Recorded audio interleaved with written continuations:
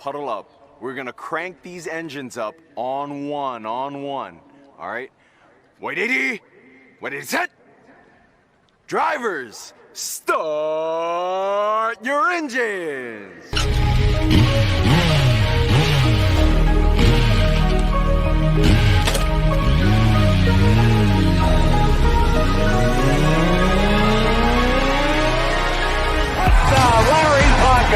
This is the Finish Line. I coached some great offensive linemen in the past. Larry Little, Dwight Stevenson, Jim Langer, all Hall of Famers, and Richmond Webb belongs to that same group. Here are your hosts, legendary Miami Dolphins left tackle Richmond Webb, Reason, and Mr. BallGame.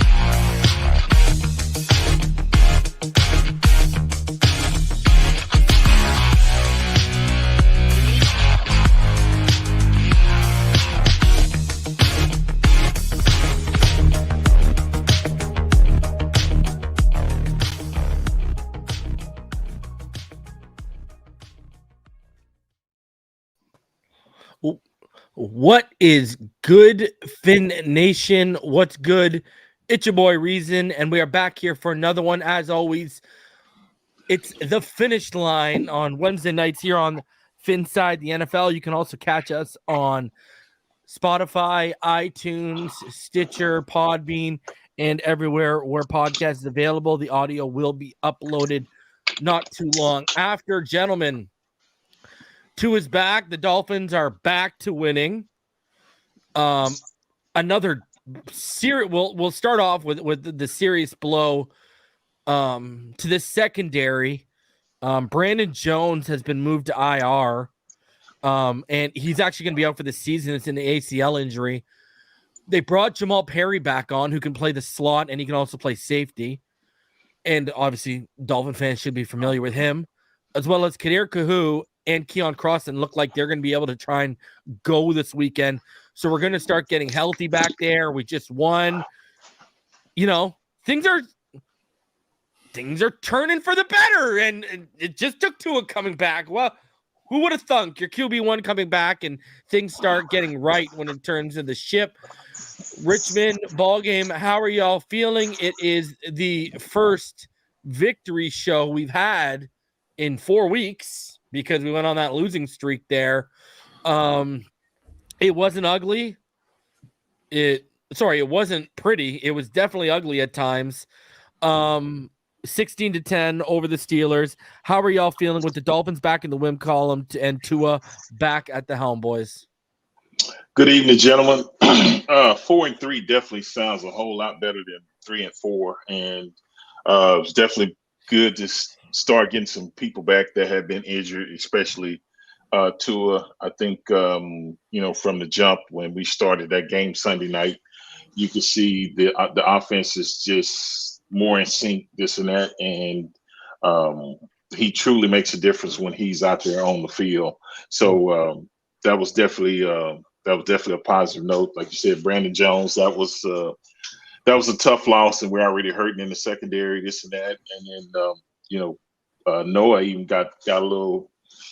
He got some time. He had to come in, but he stepped up. And I think the tough thing with Noah is when you got a shutdown corner like X on the other side, and you come in, you're gonna get the majority of the work. But hey, he came up with the big play at the end to seal the victory. So that's definitely huge for his confidence. And as a player, you make that in a primetime game Sunday night against opponent like the Steelers and stuff like that. And then the significance of them honoring the 1972 undefeated Dolphin team. So I think overall for Dolphins worldwide, it was a huge win. It was good, and get back in the column and continue to try to get back in this AFC division race. I mean, I know we're still 2 games behind Buffalo and 1 behind the Jets, but it always feels good. Yes. Do you know if the playoffs started today? We are in the playoffs right now.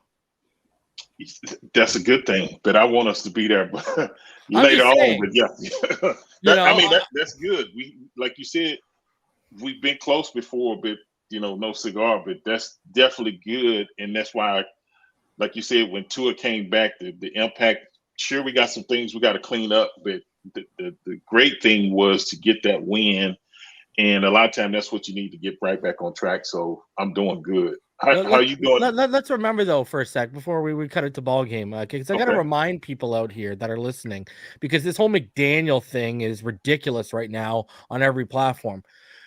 Okay, you mentioned we're 4-3. We've been doing this show now. We started a couple weeks into Tua's rookie season, if I remember correctly, right? When we started doing the Finish Line. Yep. Last year, what were we after 7 games? Can anyone remind me? What was our record? After 7 games. 1-6. 1-6. We're 4-3, and people are still out here and complaining. And it's so refreshing to be able to talk to you gentlemen, because you use some logic, and funny enough, you use some reason. Anyways, do your little segue, Richmond. I had to throw that in there because it's ridiculous. I can't believe people are complaining after you win. Like, I see you slipped that hashtag reason in there. Use some reason. You like that, eh? I like that. Yeah. But let me ask you this. Let me ask you this, Richmond. You were the blindside protective Marino. Did you guys care if Marino was throwing for 4 or 5 touchdowns and 400 yards a game, or did you care what went in the notch of the win or loss column? Which one mattered more to you at the end of the day? at the end of the day, you want the win, and to be realistic, know how great your defense or how great your offense is. There are going to be times where you're not going to go out and score 30 points a game. It's this the NFL. Other teams, they make adjustments, and they got great players too. But the most important thing is to get the W, to continue to move on, to put yourself in the best position at the end of the season to make the playoffs and hopefully get a bye or win your division. So, sorry, BallGame, I'm on one tonight. Yeah. Anyways, you can he's keep on. going. Cool. He don't even want to let you get the mic, BallGame. What's up? No, it's all good because I feel the same way he feel. Like, you know, it's mind blowing to think that, you know, the kid's been sitting down for roughly 3 weeks now, and then he comes back and he plays pretty good in the first half, and then the coach takes him literally out of the game, in my opinion, with some of the plays that he did, the play calling that he did, and then we still get the win, but people are still out here wanting to rip this kid apart and say all these crazy stuff about the offense when, if you think about it, if anybody goes and sits down for almost 3 weeks from their job, how fresh are you going to be? How accurate are you going to be? He got to get himself back into the flow of things. But those that have never played football, those that don't understand how football actually is played and how that process actually manifests itself to a person getting themselves back to being themselves at the level they were before they left, won't understand it. And, you know, you think logically. I think logically about it. I knew he was going to be a little rusty. I knew some throws were going to be off. He was going to throw some things high, some low. Some guys were going to get missed, you know what I'm saying, as they cross them through zones. But that's expected. I expected that. But I was pretty accurate in one aspect of the game, and it was the fact that I didn't think they would score more than 10 points. I said we'd have 35, 10, but we only got 16. But they only scored 10 because I felt like the defense still would be able to do some things. But it's just mind blowing, man. Like when you really think about, you know where you need to take your victory lap, BallGame, because I was thinking about you, and we'll talk about Noah. It's not even Noah, because up until that point, that interception, there's nothing to victory lap about. But where you should really be taking your victory lap right now, my friend, is we are in week 7, and look what the line's turning into. Armstead comes back, and you saw, because you said it would take, what, 6-7 weeks? 6-7 weeks. You saw what Armstead come back, and that looked like a totally different. You know, Eichenberg probably had his best of the game of the season next to Armstead. Like, other than the penalties, we really didn't talk about Eichenberg. I mean, we sent you the all 22, even though you weren't on the breakdown yesterday. I sent you the all 22 the night before, so you saw it. Like even Martin, we were like 30 plays in, and he's like, "Man, we haven't even talked about Liam Eichenberg," and it's like, So, I mean, that's where you should be taking your victory lap. You called that one. It looks like it's starting to come together, and it's going to be really interesting when Austin Jackson comes back and how that impacts the offensive line moving forward, because, you know, we know how they politic with more. But, dude, like, I know you expected 30-some-odd points, but I think I only had us – I predicted same as you. I predicted – what was that, 26 or 27-10? So they scored 10, 9. Yeah. They won by like 9 less points than I thought they would win by, right? Like, so, you know, all these people who are out here expecting like a 45-0 blowout.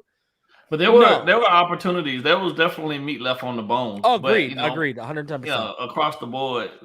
As I was sitting there and we got into right before halftime, I was talking to my son and I was telling him, I was like, you know, I'm really impressed with how well he looked early, but I want to see what he looks like after the half, because then at that point, that's when the grind really jumps on you, and that's when you got to go and try to close people out, and let's see what they look like then. And true to form, he was off a bit, you know what I mean? Yeah, he was, but okay, you saw the all 22, all right? Yeah. Me and Martin were going into that because after the broadcast, I ranked that next to the loss in Buffalo, winning you're in, and the loss last year to Tennessee. I had that as his third worst game. Those were his first 2 worst games. That was, I would put number 3 worst professional game. So I was expecting disaster when I went to the all 22. That drive where Edmonds got stuffed on 3rd and 4th down, the guy was cooking, man. He converted a huge 3rd down to Waddle over the middle. That's the same drive where the pocket was collapsing and he took that weird, awkward platform and he hit Gesicki on the drag route going to the right sideline that actually led and set up that the 2 run plays from Edmonds. I've heard people trying to spin the narrative that, oh, that drive showed McDaniel doesn't trust his guy. The guy literally just converted a 3rd down and got like 18 yards on the conversion. And on that drive, boys, the first two plays on that drive, the first two passing plays, a 25-yard completion to Jalen Waddle, and then an 18-yard run and catch to Raheem Mostert. This guy gained 43 yards, almost half the football field in the first two plays on the drive, and you take the ball out of his hands on 3rd and 4th down?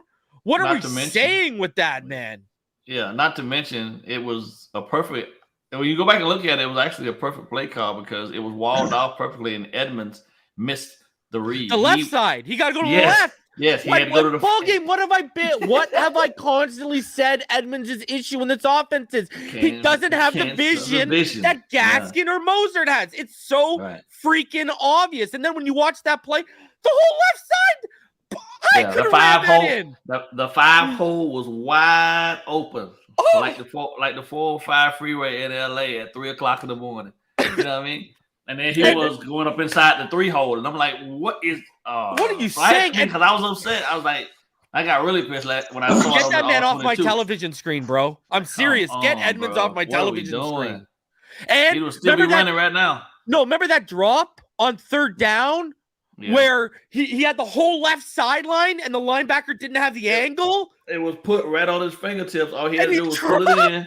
And he did the same thing to Skyler. He did the same thing to Skyler when Skyler was playing. Yeah. Oh my God. The ball was put in a place where only he could catch it. It hit his fingertips, and it hit his hands. All he had to do was pull it in and keep running. But I think the problem is with that dude is he's thinking about the next play before securing the pass and getting his confidence has got to be in the gutter right now because they're strictly concentration drops. And so those two plays we just mentioned, right? Yeah. Look at the points and the extra yardage left on the board. Mm-hmm. You know what I'm saying? So because they're always when we up 16, when we was up 16, 16-10, it's 16-10 and whatnot. And I'm thinking we got down there, we in field goal range. I thought we were going to kick it. Because at that point now it's still it's still 2 scores. And it was clearly evident after the first 3 drives that it was hard to come by points right now. Get them. Yeah. So get what you can get. Yeah. Rookie head coach. What people need to realize is we're also going through. Listen, he's a rookie. Yes, and Flores, we don't talk about his rookie year because of why? Because we're in a rebuild. So we never saw him with this talented of a roster. So people got to understand this man got his feet wet when we were over, and I gotta we're still over 500 right now. If the playoffs started today, we're the 6th seed in the AFC right now. So not bad for a rookie. Anyways, let's get into this. The Steelers game. Kenny Pickett, he looked off early and then he got comfortable and not turning one of those 2 field goals on that 2nd and 3rd drive into a touchdown, I believe, allowed them to keep Najee in the game, his safety blanket, and allowed them to keep Jalen Warren in the game and allowed them, to keep it short because they were just giving him high percentage throws early on. It's when he started to have to push the ball later on. Justin Bethel got his pick, and let's talk about this for a sec. Let's talk defensively. Let's start off defensively for a sec. And we'll start off with you, BallGame. I don't know how impressed you were, but AVG. And we'll talk about one of the players. There's 3 players I would give a game ball to. One of the players is one of our topics in a couple here, so we'll save him for a second. So let's talk about 2 of the 3. AVG and Justin Bethel. Bethel, holy geez, almost 10. What do you have? Like 10 tackles, 7, 8, 9, 10 tackles, like all over the football field, making plays even when the ball wasn't thrown in his area. I thought AVG, Justin Bethel were 2 of the 3 defensive, 2 of the 4 because Noah, you got to count him because the interception at the end. 2 of the 4 real unsung heroes in that game. What did you think of those 2 guys' games specifically? I like the fact that those guys stepped up in spots where you normally wouldn't have expected them to, but they did. Sometimes I think with Bethel though, I ain't gonna lie, he's a veteran, so I expect him to at least be able to come out and participate in the process of helping his team win. Mm-hmm. Van Ginkel been kind of stuffed behind Ingram for a bit, but his reps, he made the best of the reps that they gave him. And I really like what I saw from him in terms of his aggressiveness to attack the ball, shed blockers, and then, get to the running backs and things of that nature and setting the edge too. He did an amazing job of doing that. So But that's what I expect from him. Like when he flashed in year 2, you know what I mean, after he came back from his injury, I expected that type of play from him all along. It's just unfortunate that for some strange reason he hit the wall a little bit. But you know, I'm more than pleased with the fact that he's still out there, you know, grinding out, trying to still make a name for himself and help this team win. So, and like I said with Bethel, he's been around long enough as a veteran that, you know, I expect vets to kind of show in and, you know, show up and show out, or at least contribute to the point that they're not a liability on the field. And that's really what we needed. We needed somebody to be able to come out there and play confidently, because we were dropping like, we've been dropping like flies over the last couple of weeks, you know, and you said 2-game ball, but that damn Jaelan Phillips looking nasty, boy. That's the one we're going to talk about in a little minute here. Richmond, Tua was 21 to 35, 261 yards, a touchdown. Had a couple, he had a couple turnover-worthy plays. A couple of them we should have drawn flags on. A couple of them were just bad decisions, specifically that one near the end of the game where he rolled out to his left and he underthrew it and almost got picked. Like he made, I don't know. What would you label that? Because, you know, there's been clearly an argument going on in our fan base, on one of the most divided fan bases on social media. And it's basically a rust or regression argument that these people are basically trying to make. Now, the man hadn't played football in 24 days. And here's the thing, when you're dealing with timing in a timing-based offense and the kind of speed we have, do you think, I don't want to use the word ignorant because I know you wouldn't use that word, but do you think it was kind of naive to expect that he was just going to walk back in, put up 400 yards? Did you expect some rust to some level in his game, Richmond? Yeah, anytime you miss, you know, that's almost, I think what people don't realize is you get, 17 shots in the regular season. So if you miss 3 games, that's maybe 30% of the season. You know, people don't look at it that way.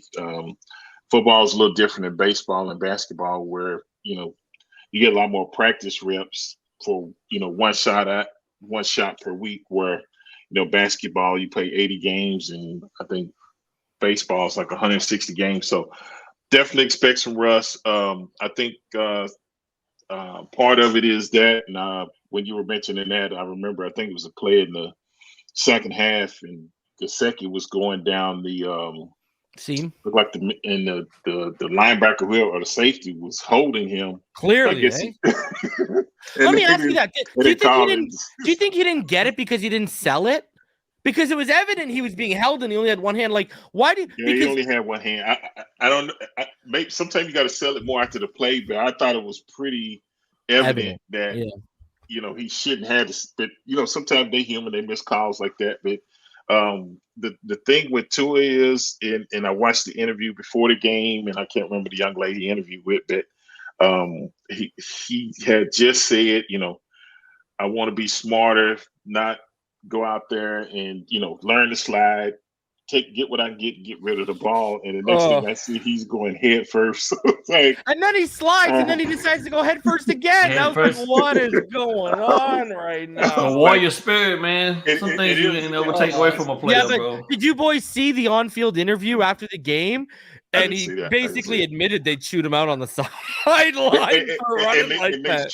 And they should. Yeah, they should. Yeah. I mean, he's got to, and I understand you have nothing to prove about your toughness, your competitiveness. We need you there every week. You see what happens when you're not in the lineup. So I understand that, but we got to get that fixed. Just slide, you know. We need you, bro. Yeah, protect yourself. And but I definitely didn't like that.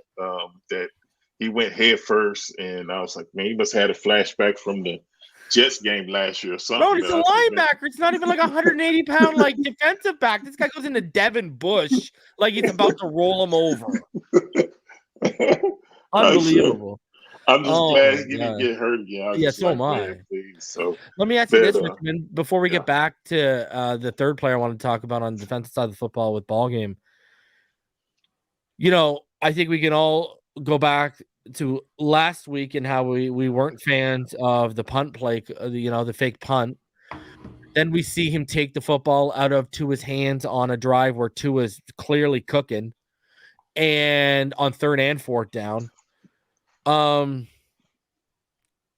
You know, are these just the rookie coach up and down learning mistakes that we should all be expected to have to roll with? Or, you know, like, again, not naive to the point of what we just talked about in terms of, you know, believing Tua would come back with rust. In the same sense, are people naive to believe that there's not going to be learning curves for Coach Mike McDaniel in year 1, no matter who he has around him?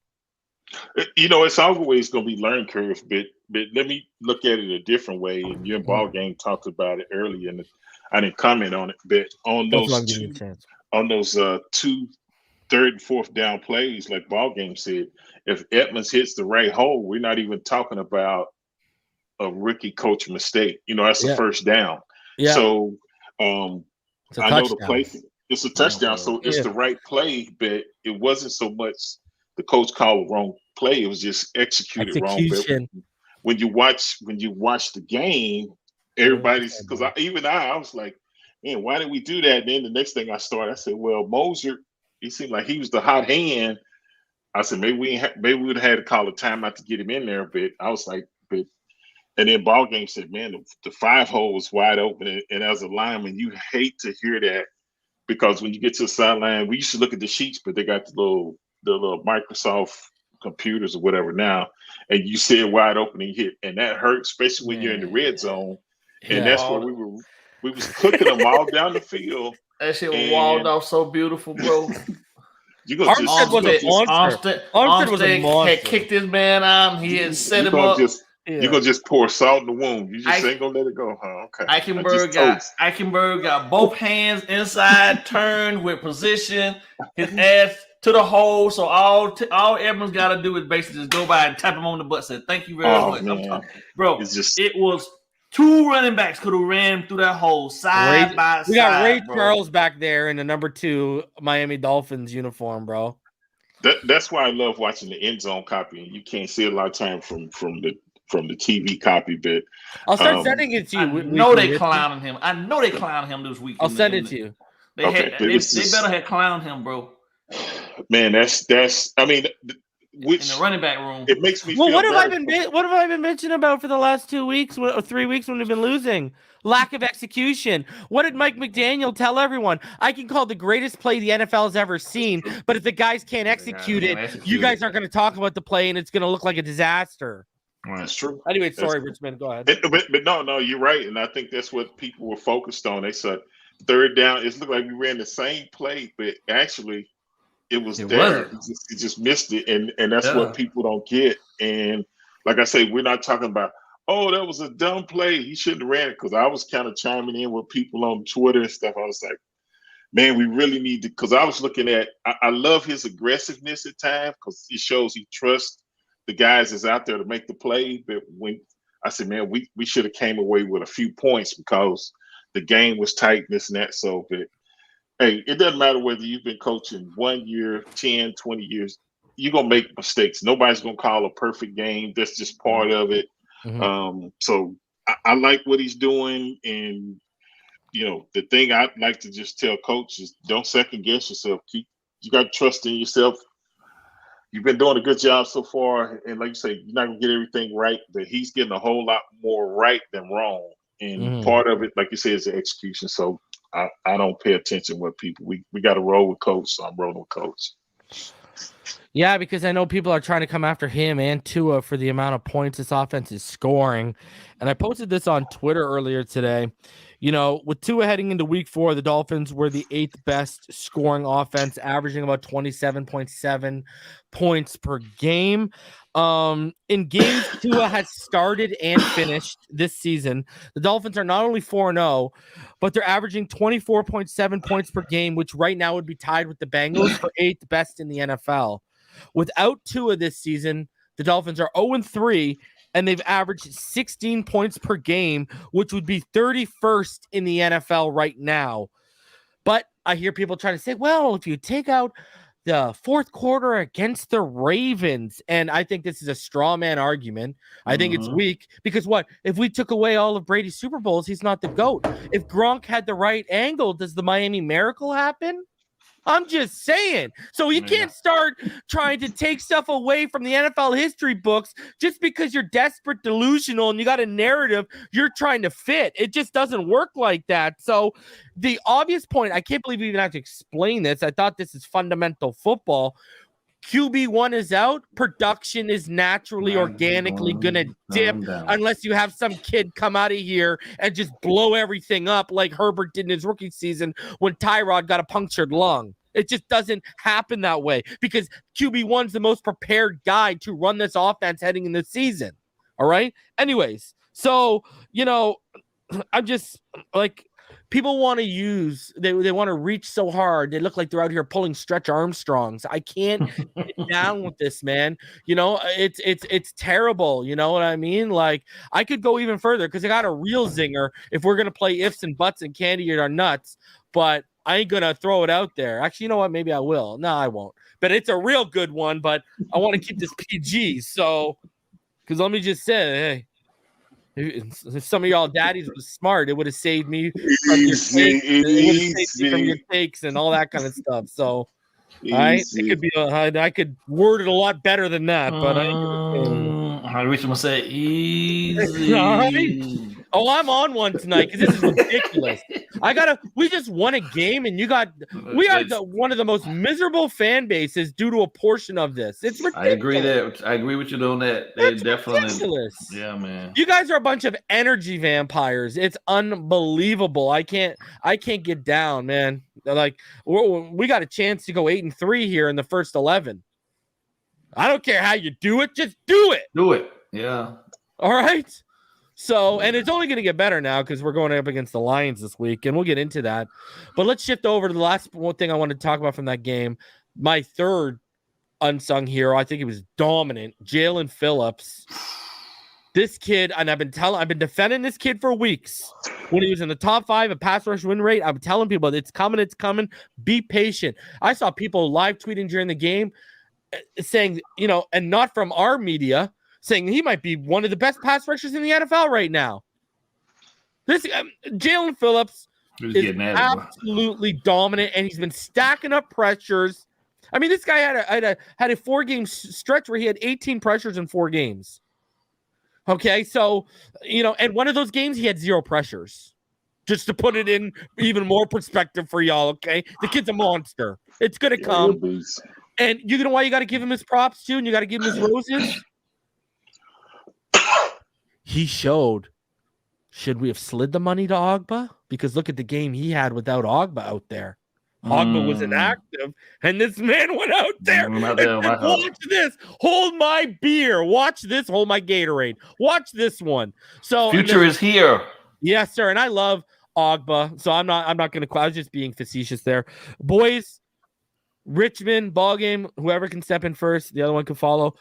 Jaelan Phillips was arguably the most dominant player on the field, I thought, on both teams, out of both teams. What were your guys' thoughts of that guy? Because again, remember primetime. This guy did just come out in primetime last year against the Ravens. What were your guys' thoughts on Jaelan Phillips' dominant performance on Sunday night?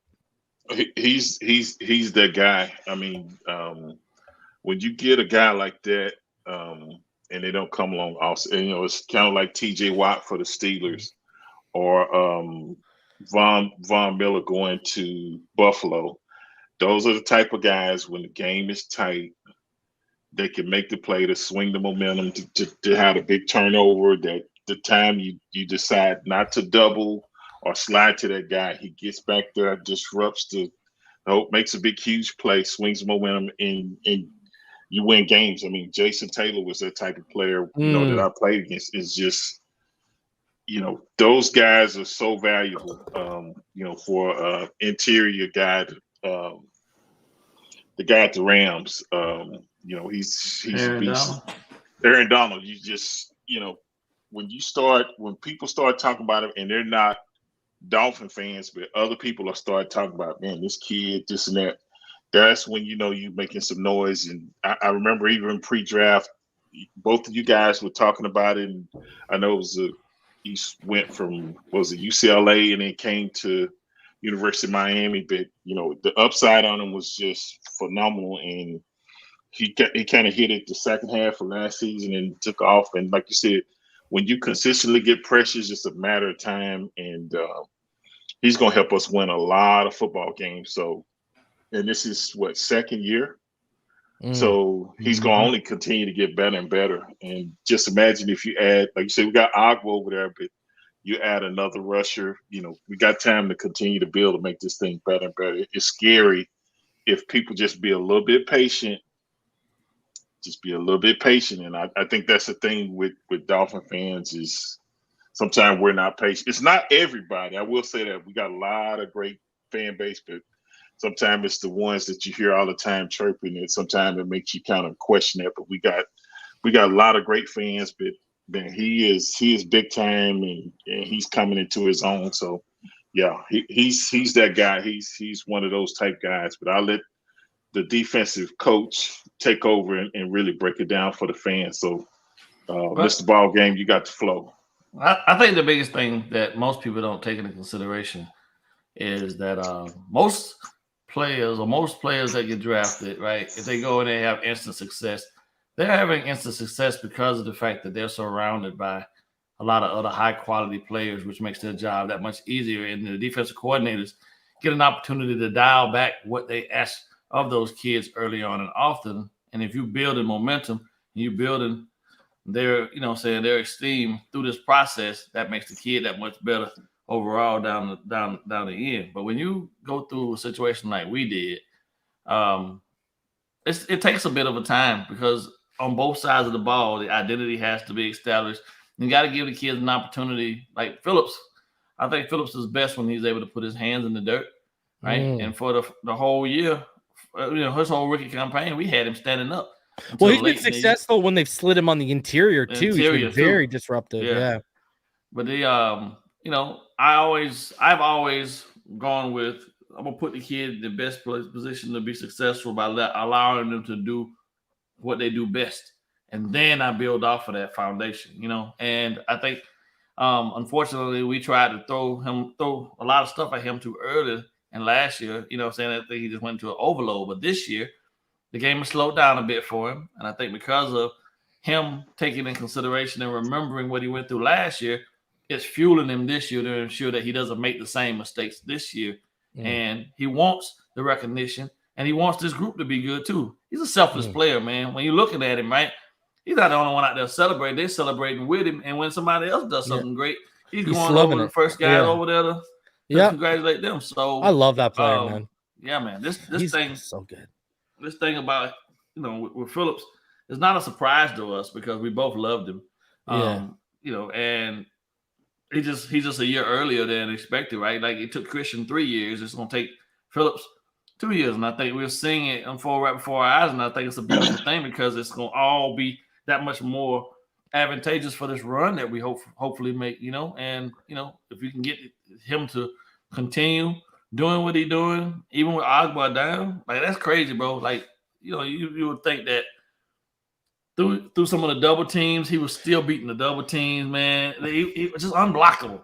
Yeah. And that's a testament to the fact that he is really, truthfully buying into working on and continuing to develop and build his craft, man. And that's just kudos to Jaelan for just being a professional about all of this and not just resting on his laurels, you know what I'm saying? And to the coaching staff and his teammates for encouraging him and motivating them to continue to go out and do what he's doing. I could go on about the kid all night, man, because it's what you want to see. As a defensive coach, you want to see your guys go out there and mature right in front of you. You know what I mean? You don't want to wait till the offseason to have to talk about what they're going to do. They go out there and they get an opportunity on a live stage with the lights, and everybody in the country is watching you on Sunday night, and he shows out like that. He's going to be a household name here for many years to come. So one of my bold preseason predictions was he would be a top 10 pass rusher this year, and next year he'd enter the top three. So but hold on, BallGame, we got to give you your kudos.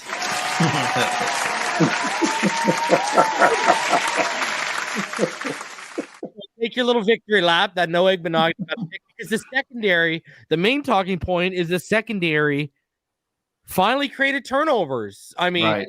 Bethel, Holland had a huge pick. Noah sealed the game with his pick. We picked it off Pickett. Let's call it a spade. Noah's getting picked on, and he was giving up a lot of stuff before that. But hey, that big play wipes the whole slate of that game clean. It ain't. It's what have you done for me lately? And you sealed the game. So, I think.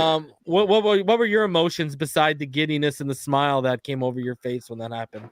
I mean, we're sitting there watching the entire game, bro, and I'm just thinking to myself, like, this is a perfect opportunity. I mean, I'm thinking about, like, legitimately, I'm thinking about it from the standpoint of what does he need? What does he always need it more than anything? And it's reps, right? You can't get good in practice. You can't become an NFL caliber cornerback standing on the sideline watching guys. And with Jones being down and him being opposite X, prime time for him to get picked on. Now, he just got to do one or two things. He either going to step up and accept the responsibilities in front of him, or he's just going to fade away and just, and keep taking the whooping. And, I like the fact that he was able to forget the play.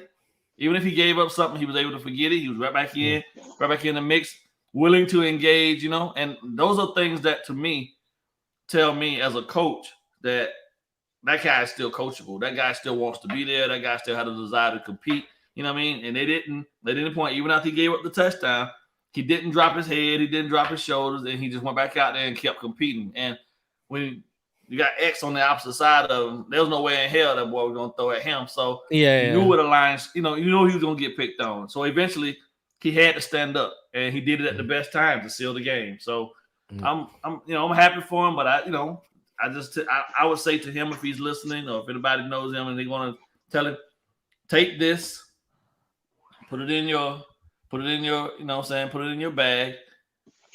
Well, let's build on it. Now you go out next week and you eliminate the things that you're probably going to see this week from a team. They're going to be very similar. Most people ain't doing a whole lot of intricate stuff. I've seen the Lions offense. It's not very different than what you want to see from the Steelers. So now you can take and be a little more aggressive and take some chances, but not too many. Just stay true to your technique and you'll be fine, Noah. These are very valuable reps that he's getting right now with Jones being down, because he wouldn't be seeing these reps at all if Jones was healthy. So, yeah. I mean, and Kader Kahu and Crossan could be back this weekend too, so you're gonna have some help back there.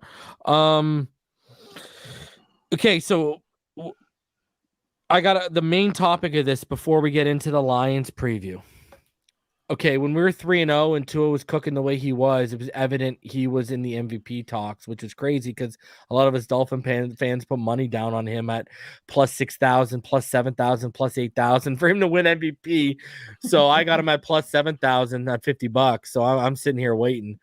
What are your guys? Do you think Tua can get back into that playoff race? And the reason why I ask you is this: right now he's still third in QBR, he's still second in expected points added per play, he's fourth in passer rating, he's fourth in sack rate, he's fourth in touchdown percentage, which is obviously percentage of throws that are for percentage of completions for a touchdown. He's fourth.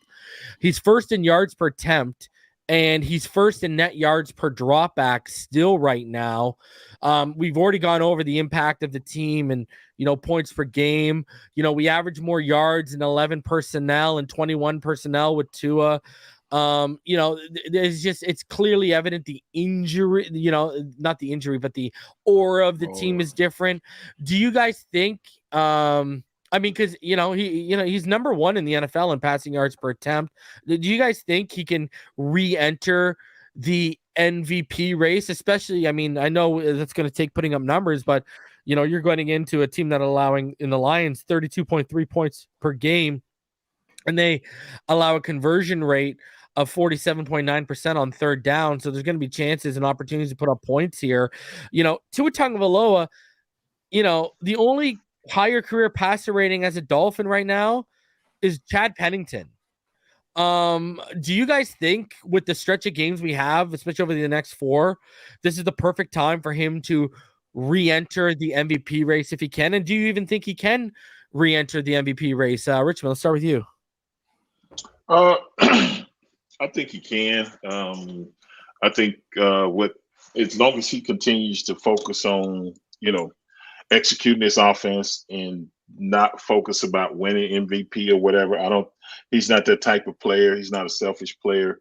I think he's more concerned with, winning football games. And as long as he executes the offense and the better we do as a team overall, as far as our record, and he puts up consistent numbers, because I think majority of the time he's going to be high 60s, almost 70% completion rate, unless guys are just dropping balls, this and that, because he's pretty accurate with the football. So he definitely has a chance to enter back into the race. I think there are going to be some games kind of like Sunday, but then as far as the scoring and low scoring, but then I think it's going to be some games like the Ravens where he just explode again. So he has that capability. Just take it as it comes and don't try to force it. But I think we're in a good position and like you said, with this stretch here, if we take care of the teams that we should and come out and win those games, I think he'll definitely be back in the race. Yeah, he's not like way out of the race to where he couldn't win it. So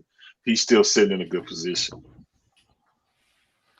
I don't think there's many people really right now across the league that he can't be in the conversation with. I think this stretch of games, the next 5, he could easily showcase to the world and anyone watching that he definitely deserves to be in the conversation for sure.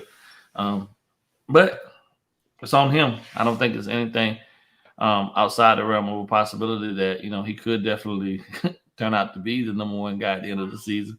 This offense, when it's moving, it's chunk yardage, it is electric, and it's scary. And you can tell most teams are really on their heels, man, when they start to hit you with 14 yards here, 15 yards there, 17 yards here. And he's still aggressively, and this is the thing that I'm impressed with, he's still taking them deep shots, man. He's not backing off from trying to take the top off and ensure that, teams have to play the full field, right? They stress every zone and every short and medium and deep zone of the field to ensure that you can never sit on your laurels and just think that you got us figured out.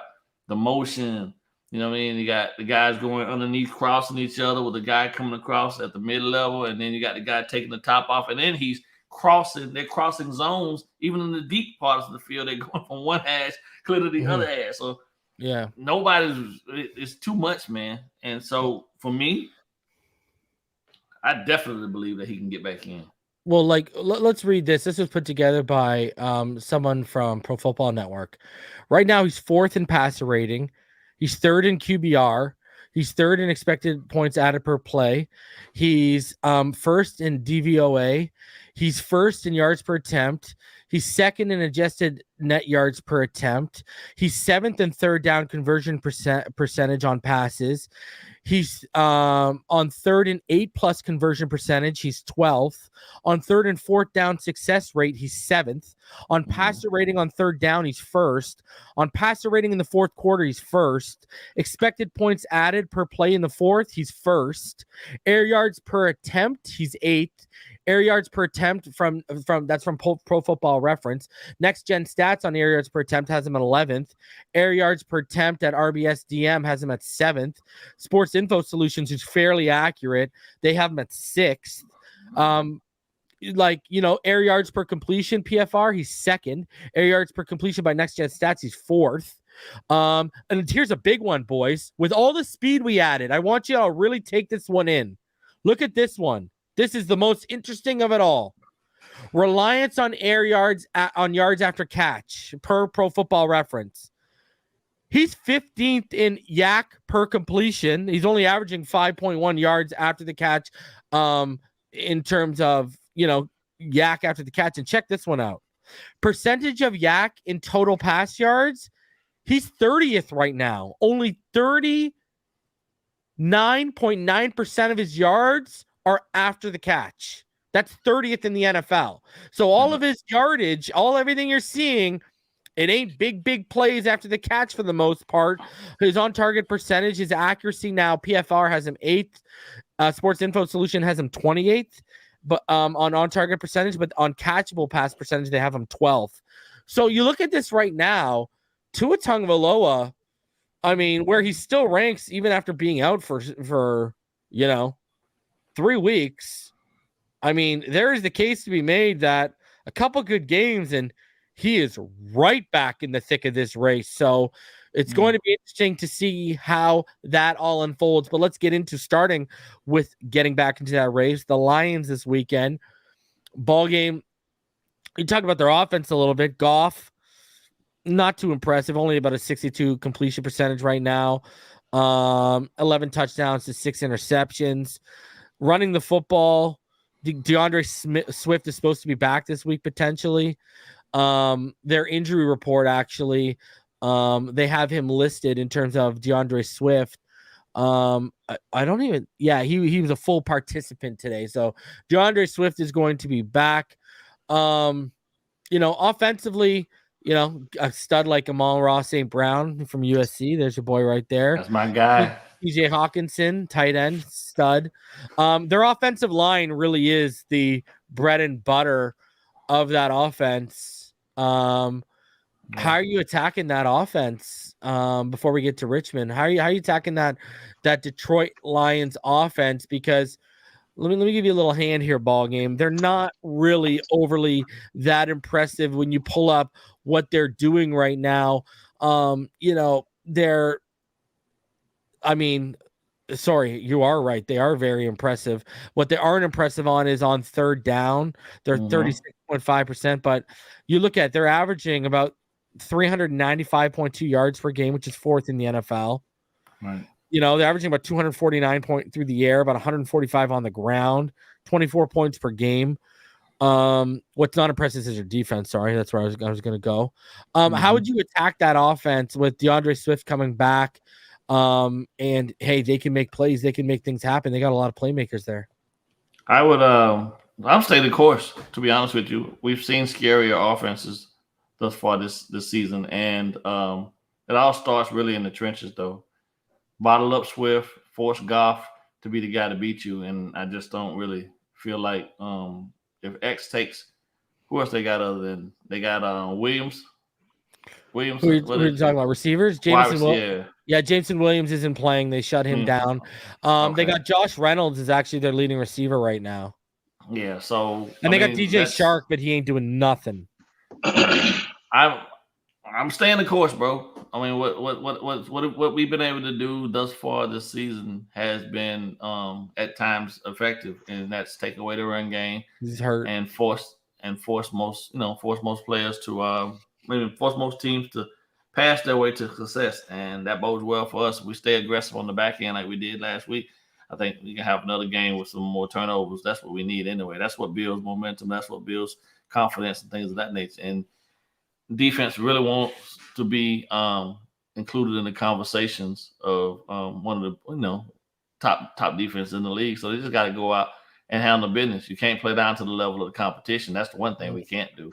So as long as we go in and execute, that's always going to be the key. Execute. We'll be fine. I don't think Boyer needs to change much of what we do. Losing Brandon Jones hurts quite a bit, but I think we'll be fine. Eric just needs to get back up to speed in terms of being the primary guy back there. Jones had taken his reps, but they turned the ball over too. Yeah, he will take chances. Yeah, he will. Goff will take chances though. They've already got 11 giveaways, which is like 25th in the NFL. Yeah, in terms of those 6 interceptions and the fumbles, you mean? Total? Yeah, total. I'm just talking about as an offense. They have 11 giveaways right now. Yeah. So there'll be some on Sundays. Yeah. There'll be some Sunday. We just can't afford to go in and rest on the laurels and play down to the competition. You're better. The roster is better. Go in and prove it and get out of there with your W and move on to the next week. That's the key. So, Richmond. Before we get into how we can attack What do you think Tua can do to avoid some of those questionable, nearly intercepted throw?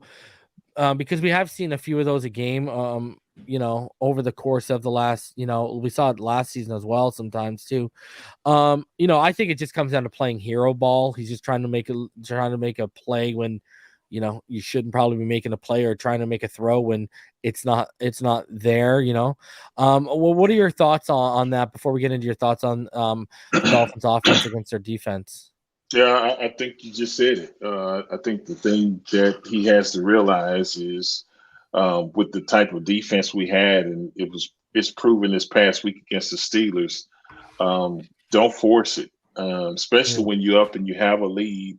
Sometimes the best offense is to protect the lead, be smart with the football, and don't force balls, because a lot of times you get turnovers, and turnovers a lot of times gives the other team momentum. So, like we've talked about before, be smart with the football. If it's not there, throw it away rather than trying to force it in double coverage or squeeze in a tight window all the time.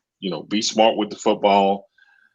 Sometimes it's good to get a couple first downs, punt, and play for field position, this and that. And I think he'll get that over time to, understand that he doesn't have to always go make a play to try to score on every drive or this and that. Is, hey, let's take some time off the clock. We got up to the 50, but now we can punt. We can pin them inside the 10. If our defense hold them, we're going to have great field position. In the end, you try to come back and hit them. I think that's when you start looking at it from that aspect and learning that from the game and saying that, I don't have to make a play every time I'm out here on the field. I think that just comes with time, maturity, and this and that, and I think he'll get it. But if he gets that down, it's going to help not only the team, but him, his individual stats and everything. But that's the thing. There's just, you don't have to force the ball every time. Learn to play smart football, especially when you got the type of defense that we have and you have the lead. And once you understand that, I think he'll start to make better decisions with the football. Now, their defense isn't good. They allow over 400 yards a game. They allow over 32 points a game. They allow over 249 yards passing a game. They allow over 160 yards rushing. Like, they're just not very good. Richmond, is this another game where you should start leaning on Raheem Mostert early and predicating the pass off the run, because that's their biggest? That's what I mean.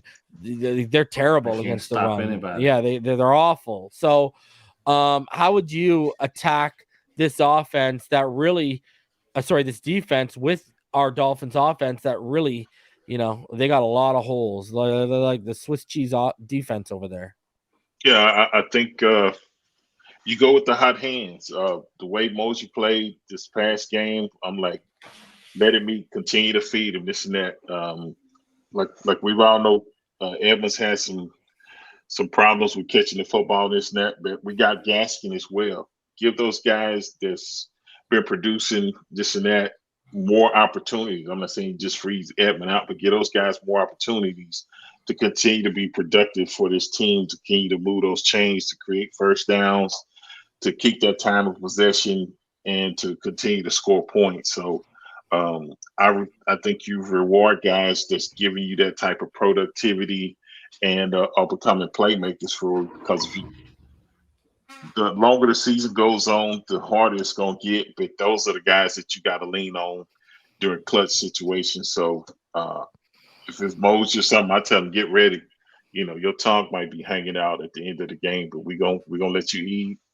Gaskin, get ready. We're gonna run some screens, whatever. And then, you continue to work Edmonds in there, because I think he can be good. It's just, like you said, I think his confidence might be down because he's dropped a lot of passes. And I think that's what people focus on is, I think he's got the speed and everything. He's just got to let the game slow down a little bit, catch the ball first, and then roll on. But definitely I would give him until Detroit showed they could stop it or something. I might go to something else. But the way Moses was running this football this past Sunday night, that was a beautiful thing to see. And especially like you said, with Teron Armstead and Eichenberg probably having his best game. man, let those big boys up front eat, because it's always good when you can run the football. It takes just pressure off the offensive line, and it helps open up the passing game as well. So it just makes you're not one dimensional. So that's great news to hear. And he's averaging 4.5 yards per carry right now. Like, there's no reason not to feed him the rock. I kind of feel like they get away from him. So, like, man, just commit to him as your running back one. You don't like Edmonds. If a Gaskin ain't active, you gotta earn the reps they get. Yeah, man. Like, stop just committing it for the sake of committing it. You know what I mean? Like, if the guy's the hot hand and the other guy is showing he doesn't deserve the reps, feed the guy who's earned the reps if Gaskin's not active. That's how I look at it. I feel like the only reason this dude should come out of the game is if he's standing in the game. He's like, and he's like, he runs to the sideline, like, take me out. Other than that, yeah. All right. What do you guys final thoughts and predictions for this game? I got us winning. I don't have a score yet, but I do have us winning. I'll do my score on Friday night on FinCent the NFL. I do have us winning. What are you guys' final thoughts on this game and your predictions? Score, if you want to give them to. So I think. Go ahead, BallGame. Go ahead. So I'm gonna go 31-10. I like 10. I love the 10. I don't think we're gonna give up a lot of points to them. I think this will be a better showing offensively. So I'm gonna go with 31. I think we can get what the league average is against these guys, or even more, to be honest with you. But 31 seems like a good number, right? I mean, that's field goal and 2 and 4 touchdowns. Jason Sanders get involved in the process for a little bit, 1 field goal or whatnot. I don't really see that this game can do anything other than just be a trap if we allow it to be. You know what I'm saying? They got to go in, focus. This next stretch of games, in truth, they need to dominate through all of these. They can't have any setbacks, and they just need to stay focused 1 week at a time, not looking past the Lions. I respect the fact that they're a pro team, but we have the better roster. We have the better players in the skill positions, and we have Uno, who I think is going to be a lot better this week than he was last week. So, and if that comes to fruition, I don't think they don't have anything that can necessarily stop us from being successful. I don't think can stop us is us. So as long as we go out and execute and handle business, I think we'll be fine. I caution folks, Noah probably wants to get the Lions share the targets, but that's just the nature of when you got a guy like X on the opposite side. You know what I'm saying? You got to ride with it. But he's damn near a rookie now at this point still, because he ain't had no real time. I think he'll be okay over the long haul. We just got to rally around who's on the field and just support him, and we'll be okay. Dolphins with the win for me. So, Richmond. Yeah. Before the season started, we picked them. I had picked Detroit as a trap game, but I didn't take into consideration, Tua getting hurt, and we dropping winning 3 but losing 3. So I do believe that the team will be focused. I think it was definitely an uplift of everything with Tua being back. So I got the Dolphins winning this one, and I'm gonna go 27-17 Dolphins win. But I think it could maybe be another touchdown, but I'd rather save a little bit and be more excited. So I like ball games 31, so I won't even be mad if they put 31 up. That'll be real good. But just go out and continue to execute and build off of this past win against the Steelers, and let's get back into rolling like we were before Tua got hurt, and we're starting to get players back. And like BallGame said, I do agree. Sometimes the best teacher is experience, and with Noah, he was forced in there. The only drawback to that is when you got a shutdown corner like X on the other side, you already know that the coaches shouldn't even have to tell you. If they're throwing the ball, they're coming, you're going to get the majority of they're going to try you more than the other side. So, when he made, I know when he made that interception against the Steelers at the end of the game, not only the catch, but to have the awareness to get both feet down and bound. I mean, that was a hell of a play, man, when they showed that again. So I got the Dolphins winning, so I feel good. All right, guys. Hopefully we're back next week when we gather and celebrating. Oh wow, look at that! It could potentially be a winning streak. So, hopefully we're back. We're celebrating it. Guys, I'll be live on Finside the NFL on YouTube Friday night, around 7:30, 8 p.m. and we'll go in deep. We'll do a deep dive preview of the game between the Lions and the Dolphins this weekend, and then I'll be live reacting on Sunday as usual to the Dolphins and the Lions. Until next time, everyone, we will see y'all right back here at the finish line. But till then, stay happy, healthy, safe, and blessed. And as always, fins up all day, every day, even beyond the grave in which we'll lay. Let's go. Fans up, baby.